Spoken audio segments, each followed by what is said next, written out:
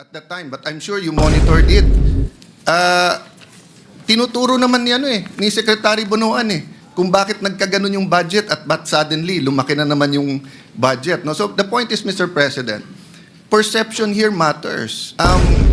Tomorrow ba or the next day, we will announce, I think Malacanang has already said they will announce a independent commission.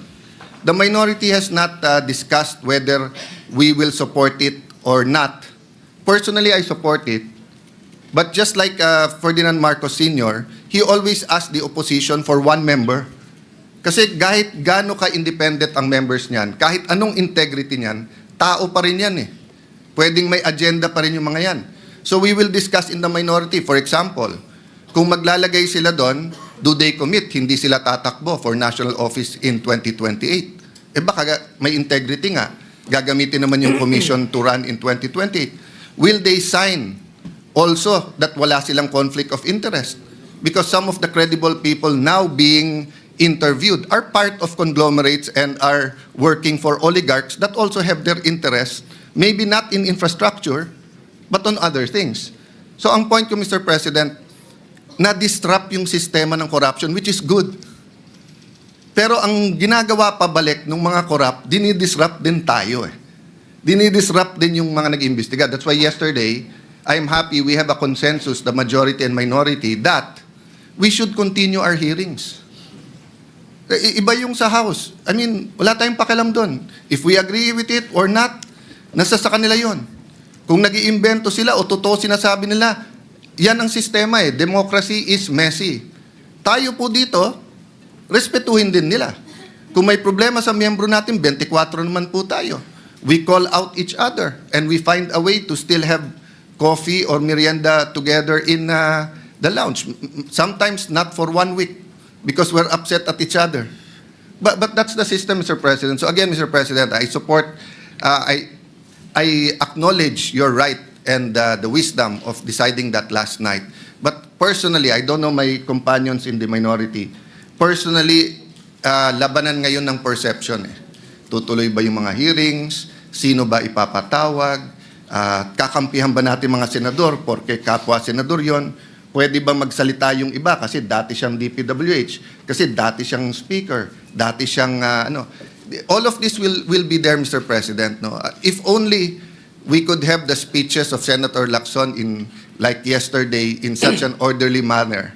But hindi po ganun pagka pag nandyan na yung mga witnesses Ang katotohanan po nun, kung 10 yung witness, unless we have 1 witness at a time, pero kung 10 ang witness, 10 ang senador, you cannot stop any senator kung sino tatanungin niya doon, Mr. President, di ba?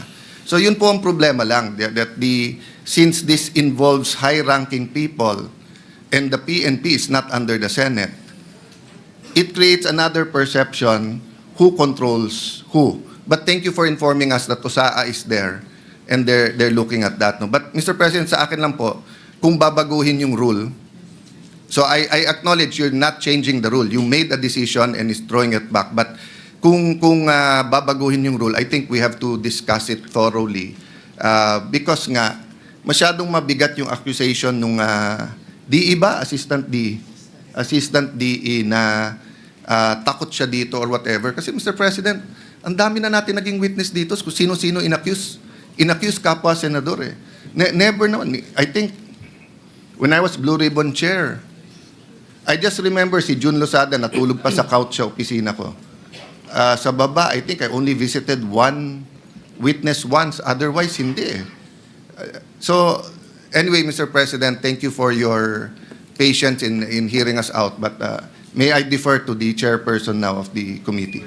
Yes, before Senator Ping Lacson is recognized. Thank you, Mr. President. With all due respect to the distinguished minority leader, there's what we call legal custody and physical custody. Lawyers know this, Mr. President. As long as the Senate retains the legal custody over the person of Bryce Hernandez, the physical custody is of no moment, Mr. President. Whenever we need him, we'll just direct the PNP Custodial Center to deliver him here. And if the House of Representatives will be needing him, they will have to ask our permission. They cannot go direct to the PNP and tell them to bring the person of Bryce Hernandez to the House of Representatives. And this is not a new rule, Mr. President. We have committed Alvin Balag to the Pasay City Jail. We have committed persons cited in contempt by the Senate in other detention centers. We're not changing the rules, Mr. President. So that's my manifestation, Mr. President. Yeah. Minority Leader, go ahead. Tama po si Senator Lacson na may legal at physical custody. Pero it's always the committee and the Senate who decides the physical custody. So in the case na sinabi yung Pasay City Jail, it was the decision of Senator Dick Gordon and the committee na dun ilagay. In fact, ayaw nila eh. Yung mga kinulong doon, gusto nga dito. In this case, it is the witness, Assistant DE, saying, wag niyo akong dalhin doon, tapos siya yung nasunod. So the issue here is not only the physical and the legal custody. The issue also is the integrity of the Senate, the perception that if we don't have him here, de lahat na lang ng witnesses sasabihin, wag tayo doon. Paano kung wala rin silang tiwala sa PNP? Wag sa PNP, lilipat natin sa NBI. The peculiarity of this case is that it wasn't the House nor the Senate, nor the PNP, nor the intelligence community making the request. It was the witness. I beg to disagree. Mr. President, bilang isang Mindanaoan at isang Batanggenyo, it is my great honor to co-sponsor Senate resolution honoring and commending the awardees of the Metrobank Foundation Outstanding Filipinos of 2025. Taon-taon ating ibinibigyang pugay ang mga natatanging individual tulad ng mga guro, sundalo at pulis na nagsisilbing huwaran ng kagalingan, katapatan at malasakit sa bayan. Sa kanilang walang sawang paglilingkod, ipinapakita nila ang tunay na sukatan ng tagumpay, hindi lamang ang sariling kapakinabangan, kundi ang kabutihang na ibabahagi nila sa kapwa at sa sambayanan.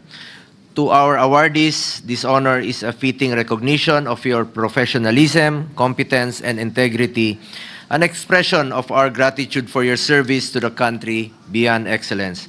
Mr. President, the 4 outstanding teachers we are honoring today have contributed to the improvement of the quality of education in our country.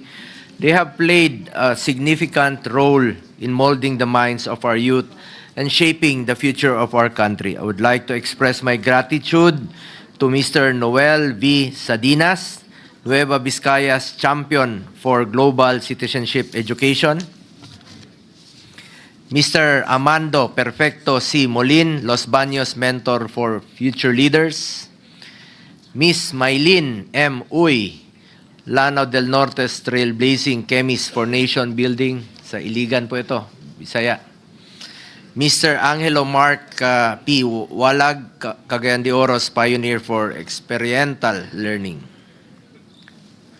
To the outstanding teachers, thank you for taking on the critical role of guiding, molding, and inspiring our nation's future leaders. May you continue to impart knowledge among our youth and continue to be pillars of education. Mr. President, I am also glad to recognize the outstanding soldiers and outstanding police for their contributions in maintaining peace and security in our country. First is Underwater Operations Man First Class Anro Anthony M. Toralio, Philippine Navy, Philippines Navy Specialist Defender Against Violent Extremism. Colonel Ricky L. Canatoy, Philippine Army, Misamis Orientals, Vanguard of Peace and Development. Colonel Joey T. Fontiveros, Philippine Army, AFP Cyber Ranger in Defense and Security. Police Master Sergeant Ivan A. Velasco, PNP's Crusader for Environmental Protection. Police Major Ermira A. Relox, Tawi-Tawi's Torchbearer of Healing and Compassion. Taga Davao po ito. Police Colonel Frederick E. Obar, Ilocos Norte's Police Innovator of Transformative Reforms. To our outstanding soldiers and police officers, thank you for protecting the life and safety of our people, even at the risk of your own. Ang pagkilalang ito ay hindi lamang parangal kundi isang paalala na may mga Pilipinong handang magsakripisyo at magsilbing ilaw at inspirasyon sa gitna ng mga hamon ng ating panahon. Isa lang po ang paalala ko sa inyo, unahin po natin ang interes ng bayan, unahin po natin ang interes ng bawat Pilipino. Once again, I congratulate and thank the 10 Metro Bank Foundation outstanding Filipinos for their excellence and dedication to their respective fields of service. Maraming salamat, Mr. President. Majority Leader.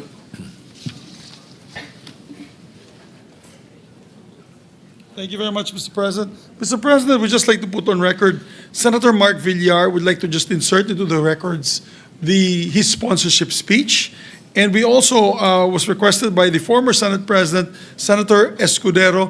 He also submitted his co-sponsorship speech to be submitted for the record, Mr. President, and inserted into the records. So just for All the right, so inserted into the records as manifested by the Majority Leader. Thank you, Mr. President. Mr. President, no other member wishes to interpolate or propose amendments to the measure.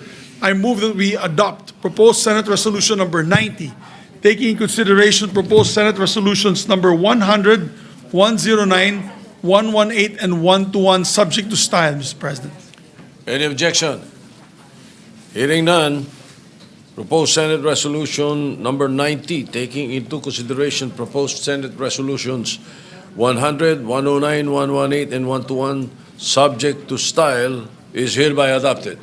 Mr. President, may we also make all members co-author of the said resolutions, Mr. President. Hearing no objection, the President. motion is approved. Everyone is made co-author. Thank you, Mr. President. May we ask for a minute suspension to have a photo opportunity, and you can also give the resolution to the Session is Senate. suspended. Thank you, Mr. President. Ang senior officers ang may authority magpasok lamang ng sasakyan o ang mismong senior officers. So,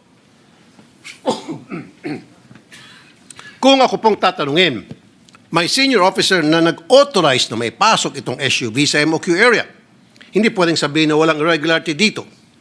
Finally, this is another sign of abuse of authority and impunity in the ranks of the PNP. While our attention is focused on infrastructure projects, I would like to call the attention of PNP, lalo na under its new leadership, to double down in purging the PNP of scalawags and ninja cops. In the past years, we've had hearings here on ninja cops regarding drugs and recycling of recovered drugs. Baka hindi lang sa drugs may ninja cops.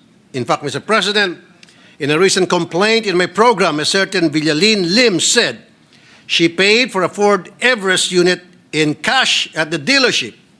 However, when she got into a road accident, she found out that the SUV was registered to a certain Police Corporal Jonathan Corral of the PNP Engineering Service. Corral denied being involved in the scam, but all the red flags are there. Alam ko po na nakailang resolution na po ako at nakailang privilege speech na dito tungkol sa ating mga law enforcers. Dinawin ko lang po, wala po akong galit sa law enforcers at hindi ko po nilalahat sa PNP, pero hindi po ako papayag na tuloy-tuloy na nabibiktima ang ating mga kababayan ng sarili nating mga kapulisan. I hope that they recover the golden years of PNP. Naalala ko po nung si PNP Chief, si Senate President Pro Tempore Ping Lacson. He had an iron hand and implemented a strict policy directly targeting carnapping along with other criminal activities. He ordered police personnel to return illegally used carnap vehicles, and within just 2 weeks, the order led to the recovery of about 600 vehicles, which created a virtual parking lot at Camp Crame and was a significant signal of his administration's seriousness about tackling the issue. With the new PNP chief, I hope he can take a page from Senator Ping's Lacson's PNP playbook in working on PNP's operations. Lead by example and beat the system that has taken root in our PNP. On my part, I will review the laws holding our public officials involved in these irregularities, criminal libel, and see if there are matters that must be changed. I would like to look into the anti-carnapping law and anti-fencing law. I would also want the help of our other government agencies, such as the MMDA and LTO, in putting in place systems to deter rent-tangay schemes. Mr. President, when there's smoke, there's a well-hidden fire somewhere. While this incident might not have made the front pages, it seemed that the problem is there, and we should not ignore it. And the leadership of the PNP must be swift in acting on this before the whole PNP burns down. Thank you, Mr. President. Mr. President? Yes, Mr. President? Senator Erwin Turbo, I Oh, think, sorry. My apologies. wishes to take the floor. Senator Erwin Turbo is recognized. Thank you, Mr. President. I would like to make a manifestation to the good gentleman from Isabela and Davao, Mr. President. Will the good gentleman from Isabela and Davao take some questions from this representation? Yes, Mr. President. The privileged speech of the gentleman from Davao and Isabela is very alarming, Mr. President, wherein we know that the Philippine National Police motto is to protect and to serve. Kung ganito pong may nakikita na mga nakaw na sasakyan sa kustodiya nila at nakaparada pa po sa officers' quarters, iba po ang mensahe, iba po ang senyalis nito para sa ordinaryong mamayan. Now my question is, Mr. President, na-inform na po ba at alam po ba ito ng bagong hepe ng Philippine National Police ang insidenteng ito dahil ito po ay nasa officers' quarters at doon po nakatira din ang Chief PNP? Tama po kayo, Mr. President. As a matter of fact, inibestigan na po ng Kamkrame ang insidente, pero tama kayo, sa loob mismo ng MOQ. And I've been to the MOQ before, many years ago. In fact, I think a month or so, because my uncle, Aguirre, at that time, he was a high-ranking PNP official. So alam ko mahigpit yan sa MOQ. In fact, dalawang gate ang dadaanan mo bago ka makapasok. So malaking tanong na ipasok itong SUV na ito na carnap vehicle at napayagang mag-park pa mismo doon sa loob ng MOQ. So malaking bagay po ito. And I would like to add also, Mr. President, na through the years, paulit-ulit na lang, yung mga recovered carnap vehicles ay ginagamit ng mga pulis at mga opisyalis pa man din. So paano natin matigil itong carnapping at kung ano pa mga kabalastugan na involved mga sasakyan kung mismo mga pulis ang nasa likod or kasabwat sa mga modus na ito, Mr. President. Mr. President, alam po natin ang trabaho ng kapulisan ay protektahan ng mamayan at tiyakin ang kaayusan ng ating lipunan. Pero paano kung ilan sa kanila mismo ay sangkot sa illegal na gawain? Paano kung dapat nagtatanggol sa batas ay mismong lumalabag dito? Paano po ito, Mr. President? Yun nga, Mr. President, ang hamon ko sa present PNP leadership na tulad ng ginawa noong Chief PNP pa, si Senator Ping Lacson. He was the Chief PNP then many years ago. I think it was back in 1999 if I'm not mistaken. Na nagdeklara siya, sabi niya, isoli nyo lahat ng mga recovered carnap vehicles na pinagagamit ninyo sa PNP. And lo and behold, in less than a week, napuno ang Kamkrame grounds dahil pinagsusoli ang lahat ng mga carnap vehicles na pinagagamit ng mga pulis. So ang aking hamon ngayon sa bagong Chief PNP, mag-issue din siya ng ultimatum na lahat ng mga carnap vehicles dyan na gamit-gamit ng mga police, no questions asked, i-turn over agad sa Kamkrame right now. Mr. President, this issue strikes at the very heart of public trust in our law enforcement institutions. The involvement of police officers in illegal activities is not only deeply troubling, but also a betrayal of duty and a direct threat to the integrity of our justice system. Therefore, Mr. President, would you agree ang 2026 national budget po ng PNP ay 209 billion. Last year po ay 205 billion. Umakyat po ito ng 4 billion pa. Sa ngayon po ba kayo na dapat tignan po natin ang budget ng PNP at ang mga programa nila kung napupunta po ba sa tama ang budget ng Philippine National Police, Mr. President? Tama kayo, Mr. President. Kaya nga sa darating natin ng budget hearing comes November, kailangan busisiin kung nagagamit ba ng tama yung mga budget na allocated sa kanila, especially yung kanilang intelligence funds. Kung yung ba ay tamang paggamit at napapakinabangan talaga ng taong bayan at mayroong mga nahuling kriminal o dili kaya ang mismong kriminal ay sila at dapat ma-identify kung sino-sino doon sa kanila ang naging kabaro na ng mga kriminal. Mr. President, panghuli na lamang po, papayag po ba kayo na tanungin ang hepe po ng pambansang pulisya sa araw po ng kanilang pagpapresenta ng budget dito sa Senado para malaman po natin kung ano po ang mga planong ng bagong hepe, ano po ang direksyon ng Philippine National Police that I am sure, Mr. President, na kakaiba po ito sa operasyon, standard operating procedures o plano kumpara po sa nakaraang PNP chief. Sangayon po ba ang ating butihing Pangulo na matanong ang bagong PNP chief sa pag siya po ay pumasyal dito sa kanilang budget meeting? Tama kayo, Mr. President. In fact, one thing that I can recommend is yung i-review yung disciplinary process ng NAPOLCOM sa aspeto ng PNP matters. So, yan dapat ay talagang tututukan natin at pagdating po ng budget hearing, yan ay aking tatanungin at busisiin, Mr. President.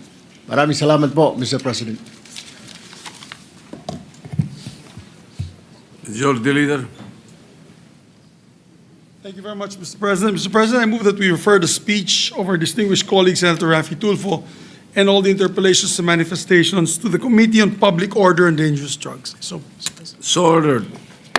Thank you, Mr. President. Mr. President, just some admin matters on the election of the chairpersons of the committees.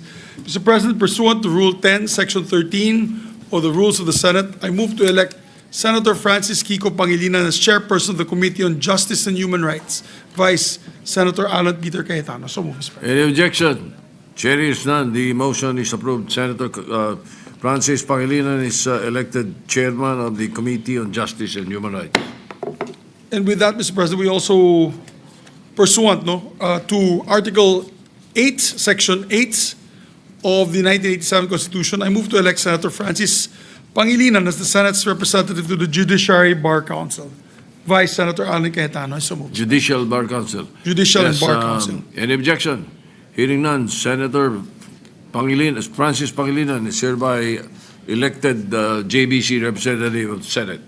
Thank you, Mr. President. Mr. President, I also move to elect Senator Camille Villar as chairperson of the Committee on Economic Affairs. Vice this representation, I so move, Mr. President. Any objection? Hearing none, Senator Camille Villar is elected chairperson of the Committee on Economic Affairs. Thank you, Mr. President. And I move to elect as well Senator Lito Lapid as chairperson of the Committee on Cooperatives, Vice Senator Amy Marcos. I so move, Mr. President. Any objection? Hearing none, Senator Lito Lapid is elected chairman of the Committee on Cooperatives. And Mr. President, also after elected and appointed officials of public offices, including the President of the Republic of the Philippines, to undergo an annual mandatory drug testing and institutionalizing voluntary random drug testing of candidates for electoral posts within 90 days prior to Election Day, amending for the purpose RA 9165, the Comprehensive Dangerous Drugs Act of 2002, Senator Padilla. To the Committees on Public Order and Civil Service. Majority Leader. Yes, thank you very much, Mr. President. Mr. President, we finally have the list of the members of the Commission on Appointments. I know we need to, of course, elect the members due to the fact that we have about 4 new secretaries in 4 different departments, and we also have to do the organizational meeting as early as next week, Wednesday. So, Mr. President, on the part of the majority, I move that we elect Senator Risa Hontiveros, Senator Lauren Legarda, Senator J.V. Ejercito, Senator Raffy Tulfo, Senator Mark Villar, Senator Ping Lacson, and Senator Lito Lapid, who will be taking his first term as a member of the CA. So that's 7 members, Your Honor. Any objection? Chair hears none. The enumerated names are hereby elected into the Commission on Appointments. And for the part of the minority, we'd like to also elect, with the permission of the body, Senator Joel Villanueva, Senator Christopher Bongo, Senator Rodante Marcoleta, Senator Amy Marcos, and the .5 and my .5, As I mentioned earlier, I will step down from the CA, Mr. President, to accommodate the member of the minority to stand the first half of the term. And that would be Senator Jinggoy Estrada, Mr. President. Any objection?